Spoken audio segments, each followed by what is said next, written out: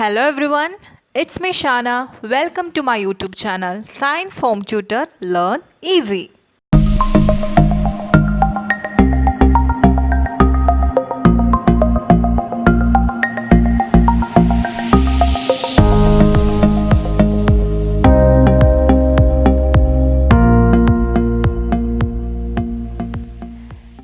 So today we are going to learn about frictional force in depth. Last chapter നമ്മൾ what is frictional force and some daily life situations involving frictional force എല്ലാം നമ്മൾ നോക്കിയിരുന്നു അല്ലേ.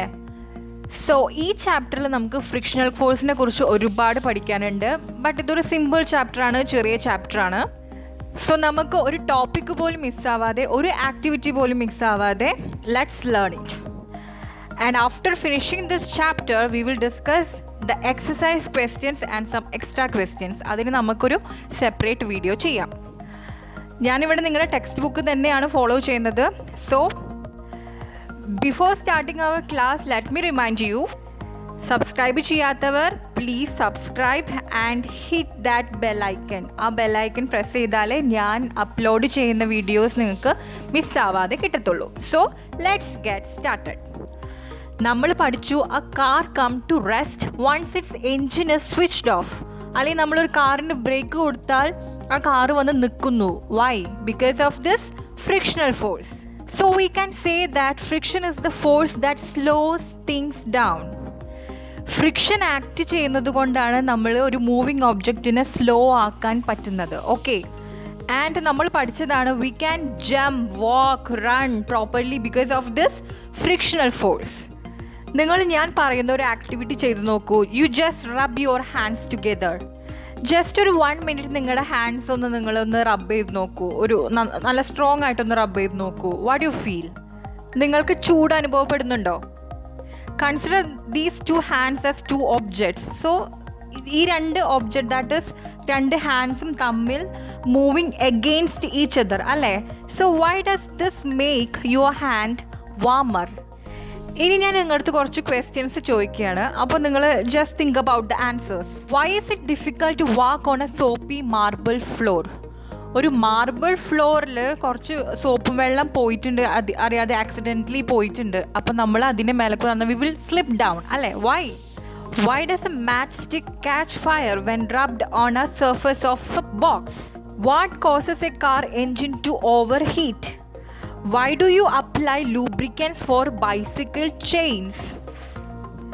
Lubricants എന്ന് വെച്ചാൽ അറിയാലോ, ഓയിലോ ഗ്രീസോ ഒക്കെ നമ്മൾ ഈ ബൈസിക്കിൾ ചെയിൻസിൽ അത് മൂവ് ചെയ്യാണ്ടാകുമ്പോഴും ബുദ്ധിമുട്ടുള്ളപ്പോഴൊക്കെ നമ്മൾ apply ചെയ്യാറില്ലേ. Why wear and tear occurs on the soles of shoes? Why we sprinkle fine powder on the carrom board? Why vehicles use round wheels? The answer for all these questions is friction, friction, friction.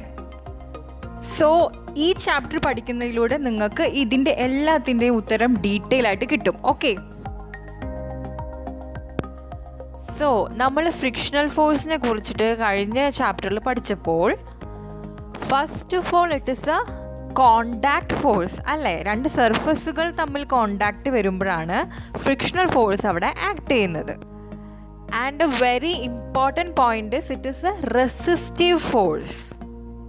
മോഷനെ oppose ചെയ്യുന്ന അല്ലെങ്കിൽ resist ചെയ്യുന്ന, തടയുന്ന ഒരു ഫോഴ്സാണ് ഈ frictional force. And it will act in a direction opposite to the direction of motion of the object. Object എങ്ങോട്ടാണോ move ചെയ്യുന്നത് അതിൻ്റെ ഓപ്പോസിറ്റിലേക്കായിരിക്കും എപ്പോഴും ഫ്രിക്ഷൻ ഫോഴ്സ് ആക്ട് ചെയ്യുക. അതായത് നമ്മൾ എവിടേക്ക് ഫോഴ്സ് അപ്ലൈ ചെയ്യുന്നു അതിൻ്റെ ഓപ്പോസിറ്റ് ആയിട്ട്. സോ നമ്മൾ ലാസ്റ്റ് ചാപ്റ്ററിൽ ഇതിനെക്കുറിച്ചിട്ട് ഒരുപാട് നമ്മൾ സംസാരിച്ചതാണ്. ഫ്രിക്ഷണൽ ഫോഴ്സിനെ കുറിച്ചിട്ട് ബോള് തനിയെ പോയി കുറച്ച് നേരം കഴിഞ്ഞ് അവിടെ പോയിട്ട് സ്റ്റോപ്പ് ആവുന്നു. അപ്പോൾ അത് റിയാക്ട് ചെയ്യുന്നത് ഫ്രിക്ഷണൽ ഫോഴ്സ് കാരണമാണ്, അത് തനിയെ സ്റ്റോപ്പ് ആവുന്നത്. അതുപോലെ തന്നെ പെഡലിംഗ് ഓഫ് സൈക്കിൾ, അങ്ങനെയുള്ള കേസസ് എല്ലാം നമ്മൾ ഡീറ്റെയിൽ ആയിട്ട് പഠിച്ചതാണ്. And we can say that in all moving objects frictional force is acting. Let's see the direction of frictional force in different cases. Here is a man pushing a trolley, isn't it? So ഈ ഒബ്ജക്റ്റിൻ്റെ, അതായത് ഈ ട്രോളിയുടെ motion എങ്ങോട്ടാണ്? ഫ്രണ്ടിലോട്ടാണ് അല്ലേ. That means ഇവിടെ നമ്മൾ പറയാന്ന് വെച്ചാൽ റൈറ്റിലോട്ടാണ് മൂവ് ചെയ്തുകൊണ്ടിരിക്കുന്നത്. സോ ഫ്രിക്ഷണൽ ഫോഴ്സ് എങ്ങനെയായിരിക്കും ആക്ട് ചെയ്യുന്നുണ്ടാവുക? യെസ്, മോഷന് ഓപ്പോസിറ്റ് ആയിട്ടായിരിക്കും. സോ റൈറ്റിലേക്ക് ആയതുകൊണ്ട് ഇവിടെ ലെഫ്റ്റിലോട്ടായിരിക്കും ഫ്രിക്ഷണൽ ഫോഴ്സ് ആക്ട് ചെയ്യുന്നത്. Clear? Now we are pushing this book towards the left. നമ്മൾ ലെഫ്റ്റിലോട്ടാണ് പുഷ് ചെയ്യുന്നത്. So frictional force of course എങ്ങനെയായിരിക്കും? റൈറ്റിലോട്ടായിരിക്കും ആക്ട് ചെയ്യുന്നുണ്ടാവുക. നമ്മുടെ എങ്ങോട്ട് ഫോഴ്സ് അപ്ലൈ ചെയ്യുന്നു, എങ്ങോട്ടാണോ മോഷൻ, അതിൻ്റെ ഓപ്പോസിറ്റ് ആയിരിക്കും എപ്പോഴും ഫ്രിക്ഷണൽ ഫോഴ്സ് ആക്ട് ചെയ്യുക. Now you are dropping A pen downwards. ഒരു പെന്ന് താഴോട്ട് വീണുകൊണ്ടിരിക്കുകയാണ്. സോ ഇതിൻ്റെ ഫ്രിക്ഷണൽ ഫോഴ്സ് എങ്ങനെയായിരിക്കും? താഴോട്ട് പോകുന്ന ഒരു ഒബ്ജക്റ്റ് ആണ് അല്ലേ? So frictional force will be acting upwards അല്ലേ? Here did you notice one thing? ഇവിടെ പെന്ന് ഡ്രോപ്പ് ആകുമ്പോൾ അത് എയറിലൂടെയാണ് മൂവ് ചെയ്തുകൊണ്ടിരിക്കുന്നത്. ദാറ്റ് മീൻസ് എയറിലും ഫ്രിക്ഷൻ ഉണ്ട്. That we will discuss later. Because നമ്മളിപ്പോൾ ഇവിടെ സോളിഡിനെ കുറിച്ചാണ് പഠിച്ചുകൊണ്ടിരിക്കുന്നത്. ഇനി നമ്മുടെ ലിക്വിഡും ഗ്യാസിലും വരുന്ന ഫ്രിക്ഷനെ കുറിച്ച് നമ്മൾ ഈ ചാപ്റ്ററിൽ തന്നെ പഠിക്കുന്നുണ്ട്. Okay, now we will recall the definition of friction. The force that come into play when two surfaces are in contact with each other. ശരിയല്ലേ? രണ്ട് സർഫസുകൾ തമ്മിൽ കോണ്ടാക്ട് വരുമ്പോൾ ആക്ട് ചെയ്യുന്ന ഒരു ഫോഴ്സ് ആണ് friction force. Friction is the resistance to motion of one object moving relative to another. Okay, it always acts opposite to the direction of motion of objects. I hope the definition is clear. Now, ഇതിൻ്റെ ബേസിസിൽ നമുക്ക് ടെക്സ്റ്റിലെ first activity ഒന്ന് നോക്കാം. Here we are pushing the book towards the right. So എന്ത് സംഭവിക്കും? കുറച്ച് move ചെയ്തിട്ട് അത് അവിടെ നിൽക്കും, സ്റ്റോപ്പ് ആവും അല്ലേ? Why? Because the frictional force is acting in the opposite direction, isn't it? And where is this frictional forces acting? Frictional forces act between the surface of the book and the surface of the table. Okay. Next case same തന്നെയാണ്, but now we are pushing the book towards the left. So which direction is the frictional forces acting? Yes, towards the right. So simply if you apply the force along the left, friction acts along the right and vice versa, തിരിച്ചും. And the friction always opposes the applied force. Clear? Text book വായിക്കുമ്പോൾ നിങ്ങൾക്ക് ഇങ്ങനെ ഒരു definition കിട്ടും. Friction opposes relative motion between the surface of the book and the table എന്ന് കൊടുത്തിട്ടുണ്ട്.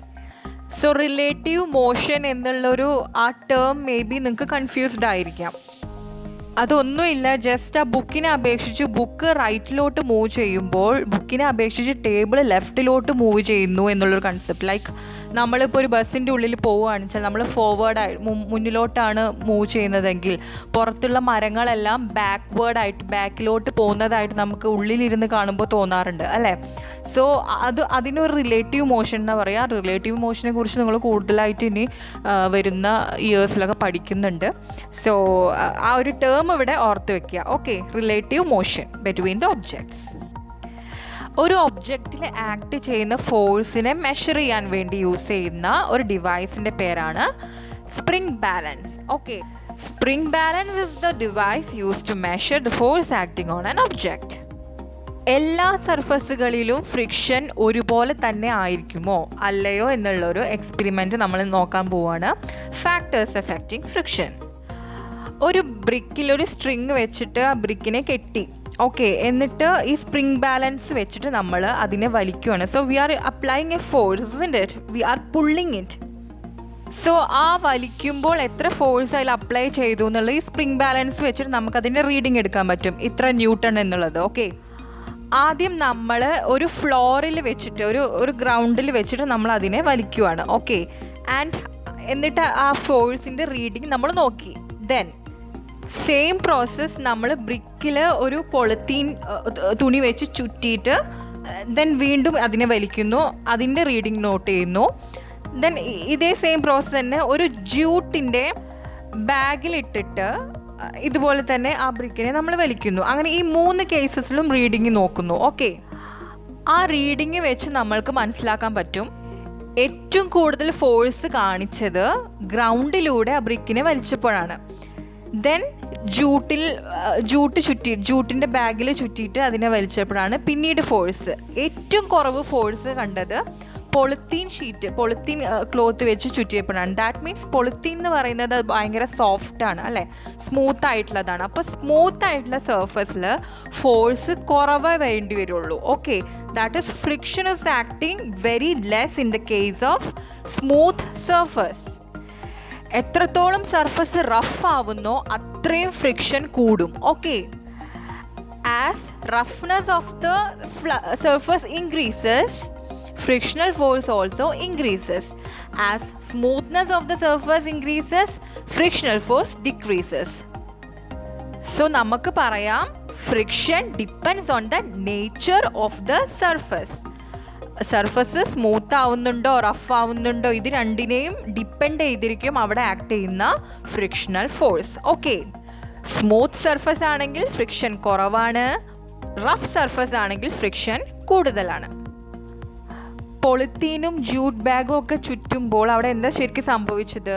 ഈ ബ്രിക്കും ഗ്രൗണ്ടും തമ്മിലൊരു ഡയറക്റ്റ് കോണ്ടാക്റ്റ് അവിടെ വരുന്നില്ല അല്ലേ, അതിൻ്റെ ഇടയിൽ ഒരു സ്മൂത്ത് സർഫസ് വരികയാണ് ചെയ്തത്. ഇത് ഈ പൊളിത്തീൻ വെച്ച് നമ്മൾ അതിനെ റാപ്പ് ചെയ്തപ്പോൾ ഒരു എന്താ വരുന്നത്, ഇൻ ബിറ്റ്വീൻ ഒരു സ്മൂത്ത് സർഫസ് വന്നു അല്ലേ, ഒരു ഡയറക്റ്റ് കോണ്ടാക്റ്റ് അവിടെ വരുന്നില്ല. ഈ സ്മൂത്ത് സർഫസും ഗ്രൗണ്ടും തമ്മിലാണ് കോണ്ടാക്റ്റ് വരുന്നത്. സോ അവിടെ ഫ്രിക്ഷൻ കുറയുകയാണ് ചെയ്യുന്നത്. ഓക്കെ, ഒന്നുകൂടെ ഈസിയായി മനസ്സിലാക്കാൻ വേണ്ടിയിട്ട് ഞാനൊരു ഡെയിലി ലൈഫ് എക്സാമ്പിൾ പറഞ്ഞുതരാം. നമ്മളിപ്പോൾ ഒരു കാറിൽ നമ്മൾ ട്രാവൽ ചെയ്തുകൊണ്ടിരിക്കുകയാണ്. അപ്പോൾ നിങ്ങൾ ആ റോഡിനെ ഒന്ന് എക്സാമ്പിളായിട്ട് എടുക്കുക. ഫോർ എക്സാമ്പിൾ ഒരു സ്മൂത്ത് റോഡാണെങ്കിൽ നമുക്ക് പെട്ടെന്ന് നമുക്ക് ഈസി ആയിട്ട് ഡ്രൈവ് ചെയ്യാൻ പറ്റും, ഇസ്ന്റ് ഇറ്റ്?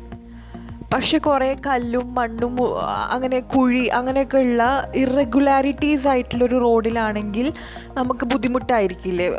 അപ്പോൾ നമുക്ക് കുറച്ചുകൂടെ അധികം ഫോഴ്സ് കൊടുക്കേണ്ടി വരും, നമ്മൾ പോകുന്ന ഒരു സ്പീഡ് കുറയും അല്ലേ, സ്ലോ ആയിട്ടായിരിക്കും പോകുന്നുണ്ടാവും. അതായത് ആ ഇറഗുലാരിറ്റീസ് അവിടെ ആ മോഷനെ തടയുന്നു, ഇസ്ന്റ് ഇറ്റ്?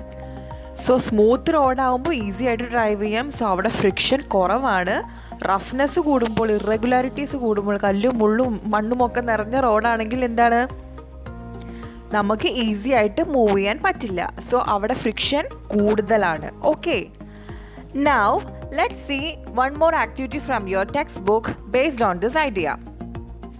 ഒരു സ്മൂത്ത് ഫ്ലോറിൽ, ദാറ്റ് മീൻസ് ഒരു table, okay, we are making an inclined plane. Incline പറഞ്ഞാൽ ഒന്ന് ചരിഞ്ഞിട്ടുള്ളൊരു പ്ലെയിൻ. അതിനായിട്ട് നമ്മളൊരു ബുക്ക് യൂസ് ചെയ്തിട്ടാണ് അവിടെ നമ്മൾ ഇൻക്ലൈൻ പ്ലെയിൻ റെഡിയാക്കിയിരിക്കുന്നത്. ഓക്കെ, ആ ഇൻക്ലൈൻ പ്ലെയിനിനെ സപ്പോർട്ട് ചെയ്തിട്ട് നമുക്ക് കുറച്ച് ബുക്സോ ബ്രിക്സോ എന്ത് വേണമെങ്കിലും വെക്കാം. ഇൻക്ലൈൻ പ്ലെയിനിൽ നമ്മൾ ഒരു എ എന്നുള്ളൊരു പോയിന്റ് നമ്മൾ ജസ്റ്റ് മാർക്ക് ചെയ്യുന്നു. ഒരു സെല്ല് എടുത്തിട്ട് നമ്മൾ ആ മാർക്ക് ചെയ്ത പോയിന്റ് എയിൽ നിന്നും നമ്മൾ അതിനെ move ചെയ്യിപ്പിച്ചു. Then how far does it move on the table before coming to rest? എത്ര ഡിസ്റ്റൻസ് അത് കവർ ചെയ്യുന്നു, എത്ര മൂവ് ചെയ്തു എന്ന് നമ്മൾ നോട്ട് ചെയ്തു. ഇത് ചെയ്ത് നമ്മൾ പ്ലെയിൻ ഫ്ലോറിലാണ് അല്ലേ, അതായത് ഒരു നോർമൽ ടേബിളിലാണ്. ഇനി അതിൻ്റെ മേലെ നമ്മളൊരു ക്ലോത്ത് സ്പ്രെഡ് ചെയ്ത് വെക്കുന്നു. വ്രിങ്കിൾസ് ഒന്നും ഉണ്ടാവാൻ പാടില്ല, ചുളിവുകളോ ഒന്നും ഉണ്ടാവാൻ പാടില്ല. അങ്ങനെ നമ്മൾ സ്പ്രെഡ് ചെയ്തിട്ടു. എന്നിട്ട് വീണ്ടും എക്സ്പെരിമെൻ്റ് നമ്മൾ റിപ്പീറ്റ് ചെയ്തു. ദെൻ അതിൻ്റെ ഡിസ്റ്റൻസും നോക്കി. തേർഡ് കേസിൽ നമ്മൾ ആ തുണി എടുത്ത് മാറ്റി അതിന് പകരം കുറച്ച് സാൻഡ്, മണൽ കുറച്ച് വെതറിയിട്ടു. ഓക്കെ, വീണ്ടും അതിനെ ഇതുപോലെ മൂവ് ചെയ്യിപ്പിച്ച് അതിൻ്റെ ഡിസ്റ്റൻസും നോക്കി. And we came to know that the pencil cell covers different distances on different surfaces. നമ്മളിവിടെ ഇപ്പോൾ പ്രൊവൈഡ് ചെയ്തത് ഡിഫറെൻറ്റ് സർഫസസ് ആണ് അല്ലേ. ഒന്ന് പ്ലെയിൻ ഫ്ലോർ കൊടുത്തു, പിന്നെ ഒന്ന് ക്ലോത്ത് വെച്ച് കൊടുത്തു. ദെൻ നമ്മൾ എന്ത് ചെയ്തു, കുറച്ച് സാൻഡാണ് വെതറിയത്. ഇപ്പോൾ 3 ഡിഫറെൻറ്റ് സർഫസസ്, അതിലും മൂന്ന് തരത്തിലാണ് കാണിച്ചത്. Okay, in which surfaces the cell move the most and the least? Do you have an idea? Yes, നമ്മൾ പഠിച്ചു സ്മൂത്ത് സർഫസ് ആണെങ്കിൽ അവിടെ ഫ്രിക്ഷൻ എന്തായിരിക്കും, കുറവായിരിക്കും, isn't it? ഫ്രിക്ഷൻ കുറവ്, which in turn means that motion കൂടുതൽ, മൂവ്മെൻറ്റ് കൂടുതൽ, isn't it? Plain floor ആയിരുന്നു അല്ലേ, സോ അവിടെ ഇറഗുലാരിറ്റീസ് കുറവാണ്. So cell moves the most in the first case in that table it self, isn't it? Because it is a plain floor, isn't it? That is, it is a smooth surface, so less friction is required to move it. Now tell me, in which surface the cell move the least? കുറവേതിലായിരിക്കും? Sure ആണല്ലേ, സാൻഡിലായിരിക്കും. Because കൂടുതൽ irregularities ഉള്ളത് എവിടെയാണ്? സാൻഡിലാണ് അല്ലേ. Comparing to the sand, ആ cloth എന്ന് പറയുന്നത് കുറച്ചുകൂടെ സ്മൂത്താണ് ഈ സാൻഡിനെ കമ്പയർ ചെയ്യുമ്പോൾ. സോ ഏറ്റവും കുറവ് move ചെയ്തിട്ടുണ്ടാവുക സാൻഡിലായിരിക്കും, isn't it? So distance covered with a thin layer of sand is the least. Why? Because that surface provide more friction, isn't it? Friction കൂടിയാൽ what happened? Movement കുറയും അല്ലേ. Because friction always opposes motion. Now if you got a question like what is the cause for friction? Friction ഉണ്ടാവാൻ കാരണം എന്താണ്? Of course നമ്മൾ പഠിച്ചു എന്താണ്, രണ്ട് സർഫസുകൾ തമ്മിൽ കോണ്ടാക്റ്റ് വരുമ്പോൾ അല്ലേ. അതിൽ ഒന്നും കൂടി നമുക്ക് ക്ലിയർ ആയിട്ട് പറഞ്ഞാൽ friction is caused by the irregularities on the two surfaces in contact. അപ്പം നിങ്ങൾക്ക് തോന്നും ഇറഗുലാരിറ്റി സ്മൂത്ത് സർഫസിൽ ഇല്ലല്ലോ എന്ന്. നോ, എത്ര സ്മൂത്ത് സർഫസ് ആണെങ്കിലും അതിലൊരു മൈനർ ഇറഗുലാരിറ്റി എങ്കിലും ഉണ്ടാകും. റഫ് സർഫസ് ആവും തോറും കൂടുതൽ ഇറഗുലാരിറ്റീസ് ആയിട്ട് വരും. ഓക്കെ, സോ രണ്ട് സർഫസിലും ഉണ്ടാകും ഇറഗുലാരിറ്റീസ്. ആ രണ്ട് സർഫസിൻ്റെ ഇറഗുലാരിറ്റീസ് തമ്മിൽ ലോക്ക് ആവും. That is the interlocking of irregularities. ഈ വേർഡ് പഠിച്ചു വെക്കുക. Consider this picture. ഈ ബുക്ക് നമ്മൾ ടേബിളിൽ അവിടെ വെച്ചിട്ടുണ്ടെന്ന് വിചാരിക്കുക. സോ ആ ബുക്കിൻ്റെ സർഫസിലുമുണ്ട് ഇറഗുലാരിറ്റീസ്, ടേബിളിലുമുണ്ട് ഇറഗുലാരിറ്റീസ്. ആ രണ്ട് ഇറഗുലാരിറ്റീസ് തമ്മിൽ അവിടെ ഇൻ്റർലോക്ക് ചെയ്ത പിക്ചറാണ് അവിടെ കാണുന്നത്. ഇപ്പോൾ ആ ബുക്കും ആ ടേബിൾ സർഫസും തമ്മിൽ ലോക്ക് ആയിരിക്കുകയാണ്. ദാറ്റ് ഈസ് ഇൻ്റർലോക്ക് ആയിരിക്കുകയാണ് അല്ലേ. സോ നമുക്ക് ഇനി അവിടെ ആ ബുക്കിനെ പോയിട്ട് we need to take that book. So നമുക്ക് എന്ത് ചെയ്യണം? We need to apply a force to take that book, isn't it? That means we need to apply a force to overcome that interlocking, isn't it? ആ ഇൻ്റർലോക്കിനെ മറികടക്കാൻ അത്രയും force നമ്മൾ apply ചെയ്യണം. ഇതൊരു simple കേസാണ്. നമുക്ക് സിമ്പിളായിട്ടൊരു ബുക്ക് ഒരു ടേബിളിൽ നിന്ന് എടുക്കാൻ പറ്റും. പക്ഷേ ഒരു ഹെവി ഫ്രിഡ്ജ് ഇങ്ങനെ ഗ്രൗണ്ടിൽ നമ്മൾ അവിടെ വെച്ചിട്ടുണ്ട്. So we need to move it. So അവിടെ എന്താണ്, ആ ഫ്രിഡ്ജിൻ്റെ സർഫസിൽ ഒരു ഇറഗുലാരിറ്റി ഉണ്ട്. ദെൻ ആ ഗ്രൗണ്ടിലുണ്ട് ഇറഗുലാരിറ്റി. അത് തമ്മിൽ അവിടെ ഇൻ്റർലോക്ക് ആയിട്ട് ഇരിക്കുകയാണ്, isn't it? Now we need to push that. Can we do it? No, because it is too heavy, അല്ലേ? So we need to overcome that interlocking by applying more force. So ഇവിടെ heavy object ആണ്, weight കൂടുതലാണ്, isn't it? That means ഇവിടെ interlocking of two surfaces is very strong. You cannot move it. That means what? Friction is more here, isn't it? That is, the force of friction will increase if the two surfaces are pressed harder. I will give you another example. ഒരു മാറ്റ് നിലത്ത് വിരിച്ച് നമുക്കതിനെ പുള്ള് ചെയ്യാൻ വേണ്ടിയിട്ട്, നമുക്കതിനെ drag ചെയ്യാൻ വേണ്ടിയിട്ട് ശ്രമിച്ചു കഴിഞ്ഞാൽ ഈസി ആയിട്ട് അതിനെ നമുക്ക് ഡ്രാഗ് ചെയ്യാം. പക്ഷേ അതിൻ്റെ മേലെ ഒരു വെയിറ്റുള്ള ഒരാൾ കയറി ഇരുന്നിട്ട് വലിക്കാമെന്ന് വിചാരിച്ചാൽ ഇച്ചിരി ബുദ്ധിമുട്ടായിരിക്കും അല്ലേ. ദാറ്റ് മീൻസ് അവിടെ ഇൻ്റർലോക്കിംഗ് ഓഫ് ഇറഗുലാരിറ്റീസ് കൂടുതലാണ്. That is they pressed harder. So frictional force അവിടെ എന്താണ്, കൂടുതലായിരിക്കും. So tell me, what is the cause for friction? The friction is caused by the interlocking of irregularities in the two surfaces. The force of friction will increase if two surfaces are pressed harder. Remember, how is the friction reduced? If the surface is smoother, friction is reduced. അവിടെ എന്താണ്, irregularities കുറവായിരിക്കും. So interlocking കുറവായിരിക്കും. Then the friction is reduced. Now try out this question. Why you slips down when you step on a banana peel? What will be the answer? Banana peel എന്ന് പറയുന്നത് ഒരു smooth surface ആണ് അല്ലേ. So there is less irregularities and interlocking between the surface is also less. So which reduces what? Friction.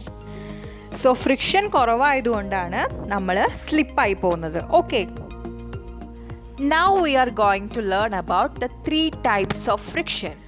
Move ചെയ്തുകൊണ്ടിരിക്കുന്ന ഏതൊരു ഒബ്ജക്റ്റിനെയും റെസ്റ്റിലാക്കാൻ, that is നിർത്താനായിട്ട് സഹായിക്കുന്നത് ഫ്രിക്ഷണൽ ഫോഴ്സ് ആണ്. ഫോർ എക്സാമ്പിൾ, ഒരു ബോൾ താനെ പോയിട്ട് കുറച്ച് ഡിസ്റ്റൻസ് മൂവ് ചെയ്ത ശേഷം താനെ പോയി നിൽക്കുന്നത്. ഇനി അതൊന്നും അല്ലെങ്കിലും നമ്മളൊരു കാറ് ഡ്രൈവ് ചെയ്തുകൊണ്ടിരിക്കണം, എന്നിട്ടൊരു ബ്രേക്ക് അപ്ലൈ ചെയ്തു, ദെൻ അത് സ്റ്റോപ്പ് ആവണമെങ്കിൽ അതിനും അവിടെ ഒരു ഫ്രിക്ഷൻ വേണം, അല്ലെങ്കിൽ അത് സ്റ്റോപ്പ് ആവത്തില്ല. സോ ഒരു ഒബ്ജക്റ്റിനെ റെസ്റ്റിൽ തന്നെ ആക്കാനായിട്ട് ഹെൽപ്പ് ചെയ്യുന്ന ഫ്രിക്ഷൻ്റെ പേരാണ് സ്റ്റാറ്റിക് ഫ്രിക്ഷൻ. ഫോർ എക്സാമ്പിൾ, ഇപ്പോൾ ഇതുപോലൊരു ഹെവി ഫ്രിഡ്ജ് തന്നെ നമുക്ക് എക്സാമ്പിളായിട്ട് എടുക്കാം. അതിനെ നമ്മൾ പുഷ് ചെയ്യാൻ ശ്രമിക്കുകയാണ്. So it is very heavy. അതിനെ നമുക്ക് മൂവ് ചെയ്യിപ്പിക്കാൻ പറ്റുന്നില്ലെങ്കിൽ അവിടെ എന്താണ് ആക്ട് ചെയ്യുന്നത്? സ്റ്റാറ്റിക് ഫ്രിക്ഷൻ ആണ് ആക്ട് ചെയ്യുന്നത്. Because fridge is at rest അല്ലേ? സോ നമുക്ക് പറയാം, a force that keeps an object at rest is called static friction. ഇനി എവിടെയാണ് ഈ സ്റ്റാറ്റിക് ഫ്രിക്ഷൻ കാണുന്നത്? Static friction is exist between the surface of the stationary object. എന്താണ് stationary object എന്ന് വെച്ചാൽ? ആ റെസ്റ്റിലായിരിക്കുന്ന ഒബ്ജക്റ്റിനെയാണ് സ്റ്റേഷനറി ഒബ്ജക്റ്റ് പറയുന്നത്. And the surface on which it is resting, that is a ground. ഇവിടെ ആ റെസ്റ്റിലിരിക്കുന്ന ഫ്രിഡ്ജിൻ്റെ സർഫസും ഗ്രൗണ്ടിൻ്റെ സർഫസും ഒരു ഒബ്ജക്റ്റിനെ റെസ്റ്റിൽ ആക്കാൻ വേണ്ടി ഹെൽപ്പ് ചെയ്യുന്നതാണ് സ്റ്റാറ്റിക് ഫ്രിക്ഷൻ. പക്ഷേ നമുക്കൊരു മിസ്കൺസെപ്ഷൻ വരാൻ ചാൻസ് ഉണ്ട്. ലൈക്ക് ഒരു ഒബ്ജക്റ്റ് റെസ്റ്റിലാകുമ്പോൾ അവിടെ സ്റ്റാറ്റിക് ഫ്രിക്ഷൻ അല്ലെങ്കിൽ ഫ്രിക്ഷൻ ആക്ട് ചെയ്യുന്നുണ്ട്, അല്ലെങ്കിൽ അതിലൊരു ഫോഴ്സ് ആക്ട് ചെയ്യുന്നുണ്ട് എന്നുള്ളത്. പക്ഷേ നോ, ഒരു ഒബ്ജക്റ്റ് മൂവ് ചെയ്യുന്നില്ല, അത് റെസ്റ്റിലാണെങ്കിൽ അവിടെ നെറ്റ് ഫോഴ്സ് എന്ന് പറയുന്നത് 0 ആയിരിക്കും. നമ്മൾ പഠിച്ചതാണ് അല്ലേ? That is when an object is at rest, the net force acting on an object is 0. Then എപ്പോഴാണ് ഈ സ്റ്റാറ്റിക് ഫ്രിക്ഷൻ സ്റ്റാർട്ട് ആവുന്നത്? When we try to push that or when we try to apply a force. നമ്മൾ ഒബ്ജക്റ്റിനെ move ചെയ്യിപ്പിക്കാൻ തുടങ്ങിയാൽ അപ്പോൾ ആ പോയിന്റിൽ ഫ്രിക്ഷണൽ ഫോഴ്സ് ആക്ട് ചെയ്യാൻ തുടങ്ങും അല്ലേ?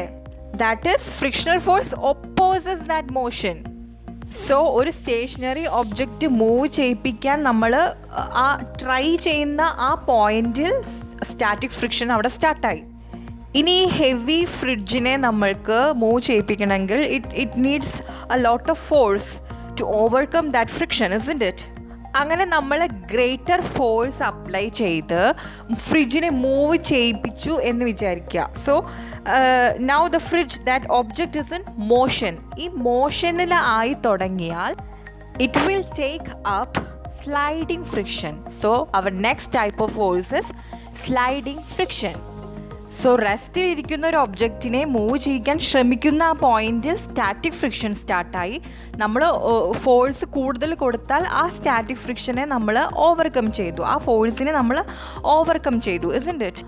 അപ്പോൾ ആ ഒബ്ജക്റ്റ് അവിടെ മൂവ് ചെയ്യാൻ തുടങ്ങി. ദെൻ മൂവ് ചെയ്യാൻ തുടങ്ങിയാൽ അവിടെ എന്ത് ഫ്രിക്ഷനാണുള്ളത്? Sliding friction. മൂവ് ചെയ്യിപ്പിക്കാൻ തുടങ്ങിയാൽ പിന്നെ നമുക്ക് കുറച്ച് ഈസിയാണല്ലേ, ആ ഫസ്റ്റത്തെ ഒരു ട്രബിള് നമുക്ക് ഉണ്ടാവില്ല. So can you tell me in which case the friction is more, in sliding friction or static friction? Of course, ആ ഫ്രിക്ഷൻ കൂടുതൽ വരുന്നത് എവിടെയായിരിക്കും? സ്റ്റാറ്റിക് ഫ്രിക്ഷനിലായിരിക്കും. വൈ? സ്റ്റാറ്റിക് ഫ്രിക്ഷൻ്റെ സമയത്ത് ആ ഒബ്ജക്റ്റ് അല്ലെങ്കിൽ ഇവിടെ ഈ കേസിലെ ഫ്രിഡ്ജ്, ആ ഒബ്ജക്റ്റ് അവിടെ റെസ്റ്റിലായിരുന്നു. സോ ഇൻ്റർലോക്കിംഗ് കൂടുതലായിരുന്നു, ഇറഗുലാരിറ്റീസ് തമ്മിലുള്ള ഇൻ്റർലോക്കിംഗ് അവിടെ നല്ല സ്ട്രോങ് ആയിരുന്നു അല്ലേ? So we need to apply more and more force to overcome the force of friction. That is the static friction. Move ചെയ്ത് കിട്ടിയപ്പോൾ അതെന്തായി? സ്ലൈഡിംഗ് ഫ്രിക്ഷൻ ആയി. So once the sliding starts, ആ കോണ്ടാക്ട് പോയിന്റ്സ് ഉണ്ടല്ലോ, രണ്ട് സർഫസുകൾ തമ്മിലുള്ള contact points, they do not get enough time to lock together. That is when the object once start sliding, the contact points on its surface do not get enough time to lock into the contact points on the floor. So ഏതിനായിരിക്കും കൂടുതൽ friction? Static friction ആയിരിക്കും. Okay, and what about sliding friction? Sliding friction is slightly smaller than the static friction. We find it easier to move an object which is already in motion, അല്ലേ? Already മോഷനിലായിരിക്കുന്ന ഒരു ഒബ്ജക്റ്റിനെ നമുക്ക് move ചെയ്യിപ്പിക്കാൻ ഈസിയാണ്. പക്ഷേ അതിനൊന്ന് start ചെയ്യിപ്പിക്കാൻ വേണ്ടിയിട്ടാണ് നമുക്ക് എപ്പോഴും ഫോഴ്സ് കൂടുതൽ അപ്ലൈ ചെയ്യേണ്ടി വരിക. So static friction is more than sliding friction. എന്തൊക്കെ പറഞ്ഞാലും ഒരാൾക്ക് ഈ ഫ്രിഡ്ജ് പുഷ് ചെയ്യുക, അതിനെ കുറച്ച് മൂവ് ചെയ്യിപ്പിക്കുക എന്ന് പറഞ്ഞാൽ കുറച്ച് ബുദ്ധിമുട്ടാണ്, അല്ലേ?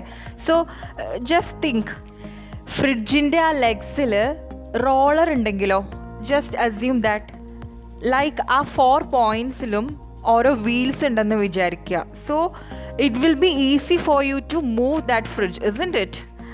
And there comes the role of the third type of friction, rolling friction. ഇപ്പം നമ്മൾ സൂപ്പർ മാർക്കറ്റിലൊക്കെ ട്രോളീസ് യൂസ് ചെയ്യാറുണ്ട്, അല്ലേ? നമ്മൾ ഒരുപാടൊക്കെ പർച്ചേസ് ചെയ്ത് കഴിഞ്ഞാൽ നമുക്ക് എല്ലാം കൂടെ സ്ലൈഡ് ചെയ്ത് കൊണ്ടുവരണമെന്നുണ്ടെങ്കിൽ ഒന്ന് ആലോചിച്ച് നോക്ക്. It will be very difficult. Trolleys help us a lot, അല്ലേ? ആ ട്രോളീസിന് ആ വീൽസ് അടിയിൽ, ആ റോളർ അടിയിൽ ഇല്ലാതെ ഒന്ന് ആലോചിച്ച് നോക്കൂ. Then it will B A sliding friction, അല്ലേ? സോ റോളേഴ്സ് യൂസ് ചെയ്യുമ്പോൾ അല്ലെങ്കിൽ ആ വീൽസ് അവിടെ യൂസ് ചെയ്യുമ്പോൾ ഫ്രിക്ഷൻ അവിടെ കുറയും. So we can move it easily.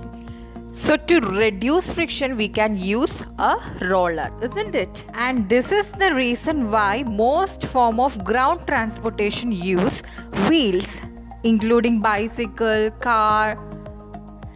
Why?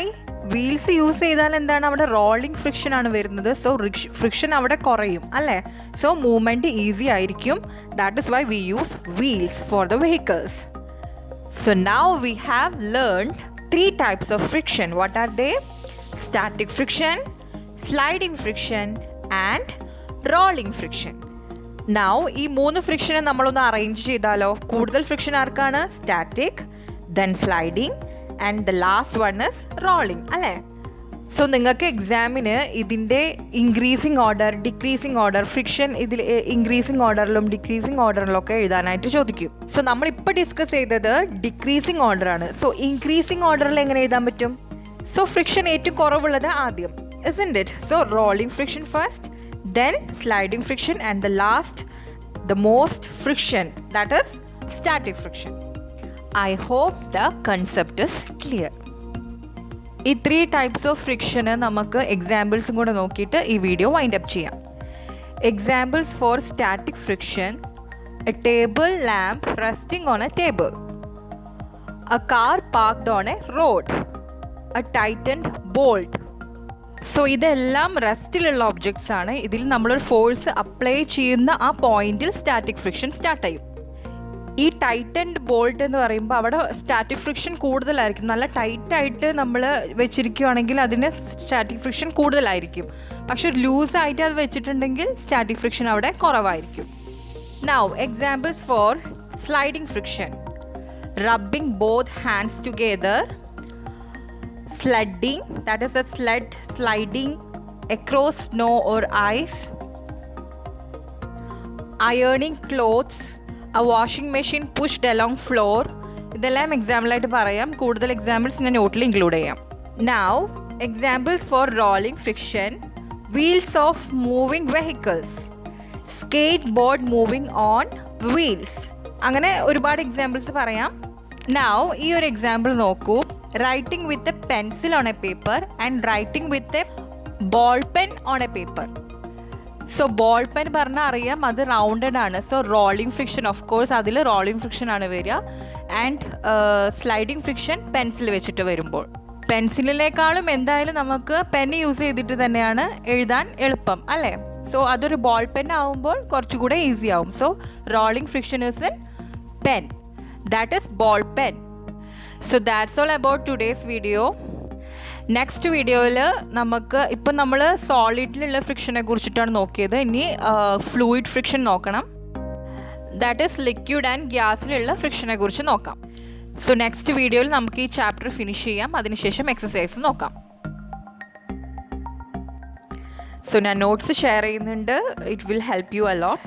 So if you like my video, if it is helpful, please subscribe, like and share. You can make suggestions, you can ask doubts to the comment box. I will reply to the maximum. So see you in the next video. Till then, bye from Shana.